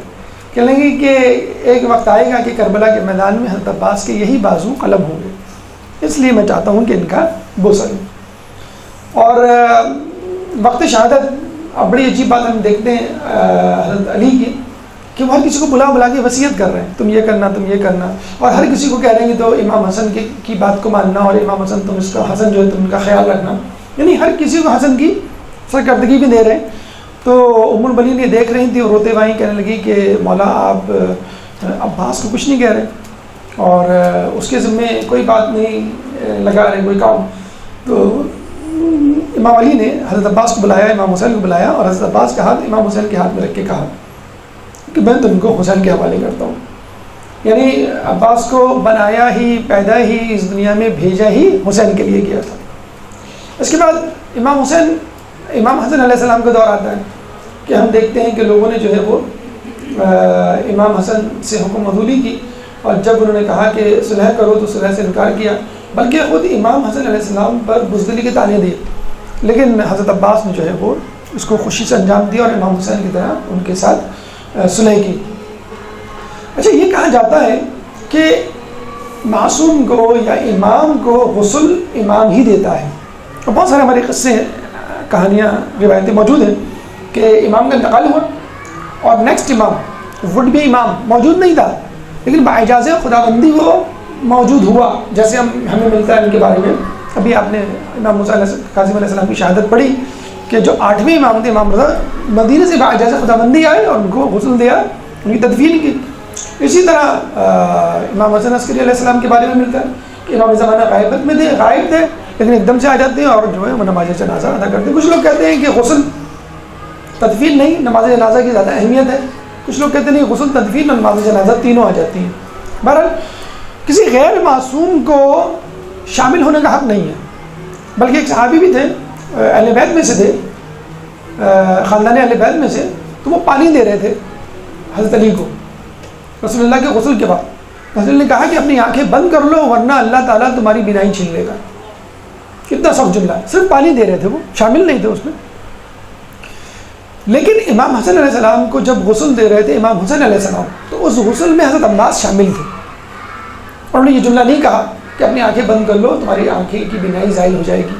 اب یا تو مان لیجئے کہ آپ جو ہے وہ معصوم کے غسل میں غیر معصوم شریک ہو سکتا ہے، اس کو مان لیجئے، یا پھر یہ مان لیجئے کہ عباس معصومیت کے درجے پہ تھے کہ ان کو جو ہے وہ منع نہیں کیا گیا. تو واحد غیر معصوم ہیں کہ جن کے بارے میں کہا گیا کہ انہیں معصوم کو غسل دینے میں پوری جو ہے وہ پوری طور پہ جو ہے وہ تعاون کیا.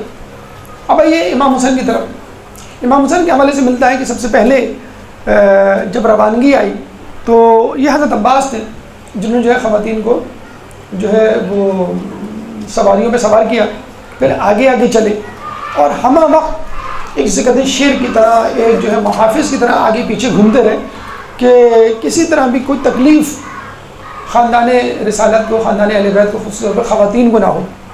پھر کربلا کے میدان میں جاتے ہیں تو شمر ان کے رشتے کا معمول لگتا تھا. شمر جب آیا ابن زیاد کے پاس سے تو 2 پروانے لے کر آیا. ایک تو جنگ کا پروانہ عمر سعد کے لیے کہ بھائی تم جنگ کر سکتے ہو، تمہیں اجازت ہے، اور دوسرا پروانہ امان نامہ تھا. کس کے لیے؟ حضرت عباس کے لیے، کہ تم چاہو تو ہماری بات مان لو، ابھی وقت ہے، اور ہمارے ساتھ آ جاؤ اور ہم تمہیں جان کی امان دیتے. تو کہتے ہیں کہ وہ بلا رہا تھا اور یہ جا نہیں رہے تھے، لیکن امام حسین نے ان کو کہا کہ تم کم از کم بات تو سن لو وہ کیا کہہ رہا ہے، اور تمہاری مرضی. جب یہ گئے بات سننے تو اس نے یہ بات رکھی تو بہت غصہ ہوئے کہ تو چاہتا ہے کہ ہم ملعون اور ملعونوں کی اولادوں سے صلح کریں، اور ہمارے لیے تو امان نامہ ہو اور امام مظلوم امام حسین کے لیے امان نامہ نہ ہو. میں ایسے امان نامے کو نہیں مانتا. تو امان نامہ لینے سے بالکل انکار کر دیا. پھر شب عاشور آپ نے سنا ہوگا امام حسین نے جو ہے آخری رعایت دی تھی، چراغ گل کر دیا تھا اور یہ کہا تھا کہ جس کو جانا ہو وہ چلا جائے. اچھا یہ بھی ایک نفسیاتی حربہ تھا. اچھا کچھ لوگ کہتے ہیں کہ جب آپ کسی کو جذباتی طور پہ بلیک میل کرنا چاہیں، ہمدردی سمیٹنا چاہیں، ایکسپلائٹ کرنا چاہیں تو اس قسم کے جملے کہہ دیتے ہیں کہ بھئی جو میری مدد کرنا چاہتا ہے روکے ورنہ سب چلے جائیں. لیکن امام نے واضح طور پہ کہا، یہ کتنا بڑا جملہ کہا کہ اندھیرا ہے تمہارے چہرے مجھ پر آشکار نہیں ہے، لیکن اس کے باوجود بھی اگر تم سمجھتے ہو کہ تمہیں شرمندگی ہوگی اکیلے جانے میں تو تم اپنے ساتھ ایک بنی ہاشم کے فرد کو اس کی انگلی پکڑ کے اپنے ساتھ لے جاؤ، تاکہ یہ نہ ظاہر ہو کہ تم گئے ہو، یہ ظاہر ہو کہ وہ گیا اور وہ تم کو لے کر گیا ہے. نہیں بنی ہاشم پر بات آ جائے، تم پر بات نہ آئے. تمہیں یہ بھی 19 بنی ہاشم کے لوگ تھے، باقی جو ہے وہ جانے سران تھے، تو پورا آپشن دیا تو جا سکتے ہو. تو جب امام نے یہ تقریر ختم کی اور چراغ گل کر دیا تو سب سے پہلے کون کھڑا ہوا؟ تجدید وفا، تجدید عہد کے لیے حضرت عباس. یہ کیسے ممکن ہے؟ کیا آپ سمجھتے ہیں کہ ہم آپ کے بعد زندہ رہیں گے؟ کیا ہم اس لیے چلے جائیں کہ جو باقی زندگی رہے گی وہ عیش و عشرت سے گزارے؟ ہم کبھی نہیں جائیں گے، ہم آپ کے ساتھ جینے مرنے کا عہد کرتے ہیں. پھر حضرت عباس کی ہمت کو دیکھ کے باقی لوگوں نے، اور یہ حقیقت ہے، جو شخص پہلے کہتا ہے، پہلے دعویٰ کرتا ہے، پہلے تجدید وفا کرتا ہے، اس کی بہت اہمیت ہوتی ہے. تو یہ حضرت عباس نے وعدہ کیا تھا، جس کے بعد باقی لوگوں نے اس کے بعد جو ہے تجدید وفا، تجدید عہد کیا. پھر جب اگلا دن عصر عاشور آئی تو آپ کو معلوم ہے وہ صبح سے اس کوشش میں تھے اس سے پہلے سے کوشش میں تھے کہ مجھے اجازت دیں مجھے اجازت دیں، لیکن امام نے اجازت نہیں دی، اور ایک ایک کر کے لوگ شہید ہوتے گئے، بار بار آتے، بار بار امام ان کو منع کرتے۔ پھر آخر میں جب آئے اور کہا مجھے جنگ کی اجازت دیجیے، تو امام نے کیا کہا کہ تم تو لشکر کے علم بردار ہو، آپ کو میں نے بتایا کہ اگر علم نہیں رہے گا تو اس کا مطلب شکست ہو گئی آپ کی۔ تو عباس کا وہ جملہ مصائب کے ٹکڑوں میں سنتے ہیں کہ مولا اب وہ لشکر رہا ہی کہاں کہ جس کا میں علم بردار۔ تو امام نے بھی کہا کہ لشکر نہیں تو کیا ہوا، لشکر کا سردار تو موجود ہے۔ لشکر کا سردار کے بارے میں کہا جاتا ہے نا کہ اگر سردار نہ ہو تو لشکر نہیں۔ اس کے باوجود جب انہوں نے ضد کی تو امام نے کیا کہا، اچھا تم ایسا کرو، پہلے سکینہ کے لیے پانی لے کر آؤ۔ تلوار لے لی، مشکیزہ تھما دیا۔ اب کتنا سخت، کتنا کڑا امتحان تھا حضرت عباس کے لیے کہ میں جنگ کے لیے کہہ رہا ہوں، اور اب تو میرے علاوہ کوئی بچا ہی نہیں ہے کہ جو جنگ کرے، سردار تو نہیں جا سکتا، پہلے سب لوگ جاتے ہیں پھر سردار جاتا ہے۔ تو آپ نے جو ہے کہ کہا کہ مجھے جانے کی اجازت، اس پہ بھی کہا گیا کہ نہیں پہلے پانی لے کر آؤ۔ یعنی بالکل جسے کہتے ہیں کہ جیسے میں نے مثال دی تھی کہ کسی کو کہا جا رہا ہے کہ تم کہ کوئی کہہ رہا ہے کہ مجھے اجازت دیں، آپ کہیں کہ نہیں لوگوں کو پانی پلاؤ، تو اس کے باوجود بھی وہ گئے پانی لینے کے لیے، پانی پی لیا، اچھا پانی ہاتھوں میں لیا پینے کے لیے، تو کیا کہا کہ نہیں کہ سکینہ پیاسی ہوگی، پہلے وہ پیے گی، لشکری پیئیں گے، خیمے میں رہنے والے لوگ پیئیں گے، پھر میں پیوں گا۔ تو آپ نے چھوڑ کے مشکیزے میں پانی بھر لیا۔ اب آپ خود دیکھ لیے، ایک ہاتھ میں مشکیزہ ہے اور ایک ہاتھ میں علم ہے، تو دشمن جو ہے چاروں طرف سے بارش کر رہا ہے نیزوں کی، اور یہ بچتے چلے جا رہے ہیں۔ دشمن نے کیا کہا کہ اس کے مشکیزے کو نشانہ بناؤ، بس مشکیزہ چھدا، دو ٹکڑے ہوا، پارا پارا ہوا۔ کہتے ہیں کہ حضرت عباس کا دل بھی پارا پارا ہو گیا، اور وہ سر جھکا کے گھوڑے پہ بیٹھ گئے۔ دشمن نے جب یہ موقع دیکھا تو پیچھے سے نیزہ پھینکا، اور نیزہ لگتے ہی وہ زمین پہ گرے۔ کہتے ہیں کہ ایک آنکھ میں تیر تھا اور وہ گھوڑے سے گرے ہوئے تھے۔ اس کے باوجود جب امام حسین آئے تو انتہائی ادب کے ساتھ، انتہائی اخلاق کے ساتھ ان کے ساتھ بات کی، اور میں نہیں چاہتا کہ میرے خون سے آپ کا جسم جو ہے آلودہ ہوا۔ اسی طرح امام حسین نے کہا کہ میں چاہتا ہوں کہ میری آخری خواہش تم پوری کر دو، اور کیا ہے آخری خواہش کہ تم مجھے بھائی کہہ کے پکارو۔ تو حضرت عباس نے ان کو جو ہے بھائی کہا، اور یہ بھی کہا کہ مجھے جو ہے وہ خیمے میں نہ لے جائیے گا کہ میں کس منہ سے سکینہ کو جو ہے اپنا منہ دکھاؤں گا کہ میں اس کے لیے پانی نہیں لا سکا۔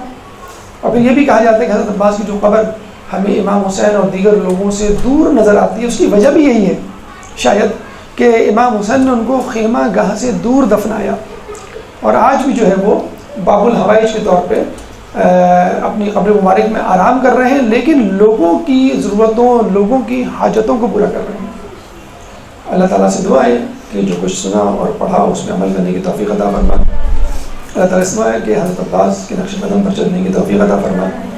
اللہ تعالیٰ سے دعا ہے کہ تعلیمات اہل بیت پر چلنے کی توفیق عطا فرما۔ قیامت ان کی شفاعت سے بہرمند فرما، امام کے ظہور میں تعجیل فرما، اور ہمیں ان کے انصار و اعوان میں شامل فرما۔ ربنا تقبل منا انك انت السميع العليم وتب علينا انك انت التواب الرحيم برحمتك يا ارحم الراحمين برحمتك يا ارحم الراحمين وصلى الله على محمد وآله الطاهرين.